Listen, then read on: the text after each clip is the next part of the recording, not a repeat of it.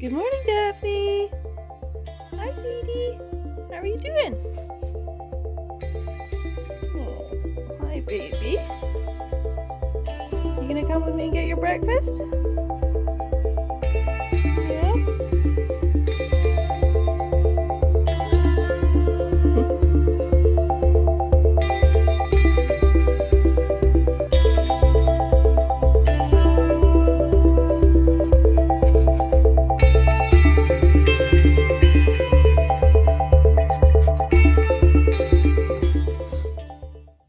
Alright, breakfast time. So, I'm gonna explain what this is to you. It might look a little bit boring or strange, but I'll talk you all through it. It's quite delicious. So, I make toasties with a layer of mayonnaise and then sliced tomatoes, fresh tomatoes. If you use canned tomatoes, then the bread gets really soggy. And then a bit of salt, a bit of pepper, and then hot sauce. So just for y'all's personal knowledge, the best mayonnaise is this mayonnaise, and the best hot sauce is this hot sauce. Not necessarily this smooth papaya version, but Encona hot sauce is where it's at. These are the best for your spicy tomato sandwich, as this is named. So I'm gonna pop the tops on and then toast these so they're nice and hot. Also, you might be thinking, why would you have mayonnaise instead of cheese? And just have a cheese and ham? Cheese and ham? Cheese and tomato toasty. Sorry, I'm so tired. The reason is lactose intolerance, that's why. But I promise, if you give this a try, it'll be good. So, this is the newspaper that I bought, that I thought it would be interesting to go through, that's covering the current state of affairs in Scotland during the coronavirus pandemic. So I got this one yesterday in Linlithgow, and there were loads of newspapers there kind of focusing on this situation. Sorry, I'm sniffling because I've just eaten spicy food. I promise I'm not sick. I'm not sick. So yeah, so it's covering all the some of the most serious events. And this newspaper, if you don't know about it, The National, it's like a a politically motivated kind of newspaper that talks about things from an angle of being pro Scottish independence. So I thought it would be interesting to see if they're trying to like put a slant on this as well in a way that is encouraging, like, you know, how we could deal with this better maybe if we were independent or something like that. I don't know. I just thought it'd be interesting. And I thought it had the coolest front cover. It's got this sort of globe photoshopped inside the microscopic virus cell. So the main stories on the cover: charities scale back services, £320 million business rescue package, and flights to Spain turn back mid-air. COVID-19, the new world. It's very dramatic. Yeah, so we can have a wee look inside, see what they're talking about. Okay, this is all under one banner are a group that do rallies, pro-independence rallies. So that's kind of unrelated. Charities, lives in lockdown, the virus and the economy, world turned upside down. Yeah, I mean, it's almost the whole newspaper is about this one thing. School closures under daily review. So I think that's the First Minister trying to reassure people that everyone's freaked out that the schools are still open. But she's like, oh, we're talking about it every day, but it's not, I mean, I don't think it's good that the schools are still open. Whether they're daily reviewing or not, they should have closed. It's just a bit mental that they're still open. Charities are scaling back HIV, Scotland, and rape crisis among those to cut services, which is just horrendous. I mean, HIV Scotland must be particularly important because people with HIV have really delicate immune systems and are really, really vulnerable to catching viruses like this. So if they're having to roll back their services, that's a big worry because they'll need lots of support. And rape crisis, obviously everyone's going to need support. There's lots of people having mental health struggles to do with being in isolation. and everyone needs somebody to talk to about what's going on, because people are kind of just stuck at home with their thoughts all the time if they're not leaving. And it's if there's people who are vulnerable to catastrophic thinking and have PTSD or something like that, they're going to be having a really hard time. Communities band together to provide vulnerable neighbours help and support. That has in fact been happening. There's been big Facebook groups getting set up called Edinburgh COVID-19 help group and Dundee COVID-19 help group, where you go on and you post when you're available and what you can help to do, and people are picking up groceries and delivering them to older people, and giving people phone calls. Things like if there's older people that are isolated, they're putting their phone numbers online so people can just call them whenever they want to chat, to stop people from getting too lonely at home. So there's been some really nice stuff going on. Lives in lockdown. So this is a story about the international situation, and then there's this big picture of St. Mark's Square in Venice, completely empty, no tourists at all. Which, and the Trevi Fountain with nobody. Oh my god, that's amazing. I've been there a few times, and it is absolutely mobbed. So this is kind of incredible scenes. And while it looks scary and terrible, I think one of the sort of unfortunate upsides of all of this is that tourism was kind of ruining Venice a little bit. The local people there were not happy about how many tourists were coming. And it's causing pollution, the flights are causing pollution, the littering is causing pollution. So oddly, although it's devastating for all the local businesses and the tourism industry, for the planet's sort of pollution situation and climate change, it's actually maybe a good thing to have a few months of no flights and no tourism, and everybody just having a staycation, and hopefully the people in Venice, when this all calms down, get to actually enjoy their city themselves. They deserve to be able to enjoy it in peace. So maybe that'll be actually kind of nice when things settle down a little bit. I'm secretly hoping the Edinburgh Festival in August gets cancelled, but that's quite far away, so it probably won't be, but fingers crossed. I'd quite like to have Edinburgh be a bit quieter than normal. I've never seen Edinburgh quiet in August before. That'd be amazing. How the UK... Oh, here we go. The UK government COVID-19 strategy is ignoring the medical science for behavioural science.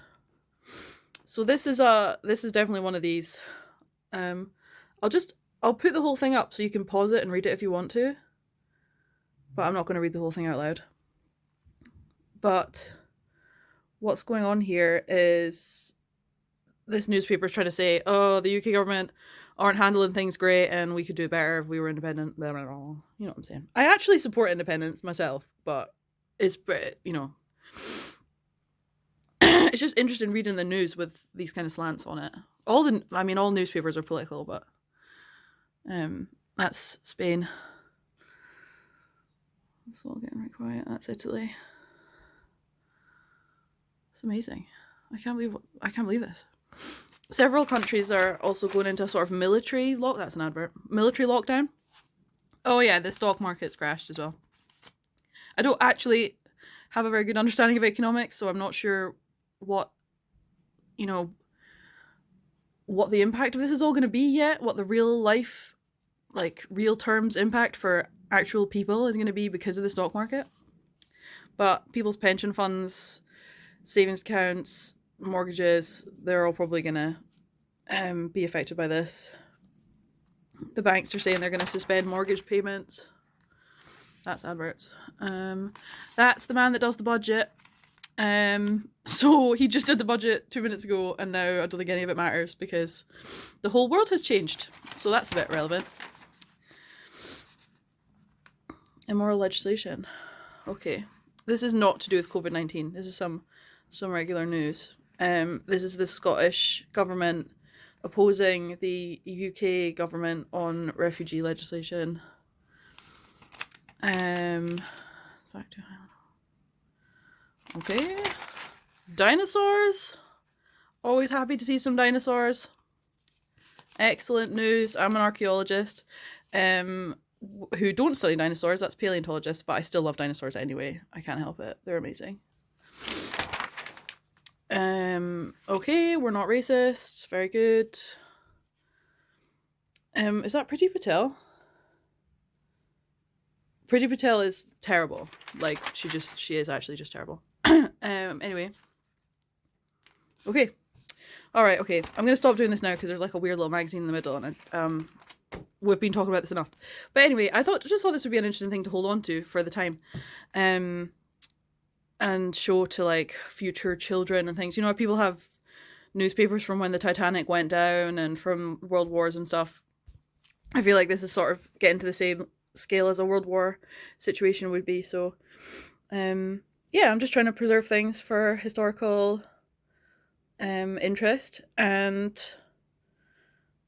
I'll come back and talk to you guys about other things I've been doing today later on.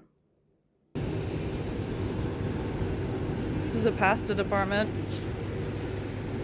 Still some sauce. Rice. It's just crazy. Look at this. Bread. Bread. No bread. This is the bread aisle. This is where bread's supposed to be, in the supermarket. But we still have fancy brioche and sweet bagels. Syndicated. I have nothing to say about that. You have nothing to say about that? I'm waiting for the schools to close. You want the schools to close? I think it's appropriate. Okay, that's fine. I think you're right too. There's so many children spreading the virus. I know. To their grandparents. And their grandparents and vulnerable people. Yep. I got sent a Burns parody poem called To a Virus. Rick, to the tips, that's how we'll all survive. Just stay inside the house you bide, nae sneaking out for strolls. Just check the lavvy every hour and stock take your loo rolls. Hi. Okay, I'm here for my end of day coronavirus update check-in. So I've got my stats for the day. I'm going to try and keep this one relatively quick.